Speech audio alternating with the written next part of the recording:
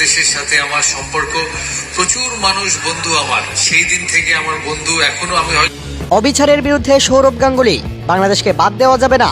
আইসিসিকে কড়া বার্তা দিয়ে টাইগারদের বিশ্বকাপে ফেরাচ্ছে ভারতীয় সাবেক ক্রিকেটার গাঙ্গুলি। বিসিসিআই এর সাবেক সভাপতি সৌরভ গাঙ্গুলির জোরালো দাবির মুখে অবশেষে নতি স্বীকার করল আন্তর্জাতিক ক্রিকেট কাউন্সিল আইসিসি। 2024 টি-20 বিশ্বকাপ নিয়ে তৈরি হওয়া দীর্ঘদিনের জটিলতা অবসানের পথে।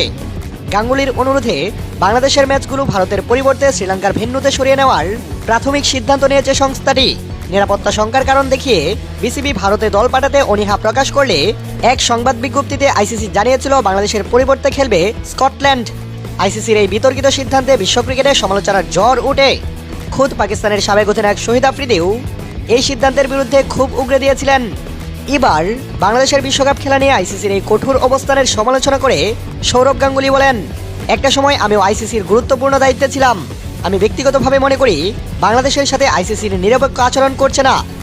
আইসিসির সবসময় উচিত সকল দলের জন্য ন্যায় বিচার নিশ্চিত করা। তিনি আরও যোগ করেন, আমি ইতিমধ্যে আইসিসির নীতি নির্ধারকদের সাথে কথা বলেছি। একটি দলকে এভাবে হুট করে বিশ্বকাপ থেকে বাদ দেওয়া ঠিক নয়। আশা করছি খুব দ্রুত ইতিবাচক সিদ্ধান্ত আসবে। বিসিবির আগের দাবি অনুযায়ী বাংলাদেশ তাদের সবগুলো ম্যাচ শ্রীলঙ্কায় খেলতে চেয়েছিল। গাঙ্গুলির হস্তক্ষেপে এখন সেই পথটি হয়তো প্রশস্ত হচ্ছে। যদি সবকিছু ঠিক থাকে তবে বাংলাদেশ দল শ্রীলঙ্কার মাটিতে তাদের বিশ্বকাপ মিশন শুরু করবে, যা ক্রিকেট প্রেমীদের জন্য অনেক বড় একটি সুসংবাদ।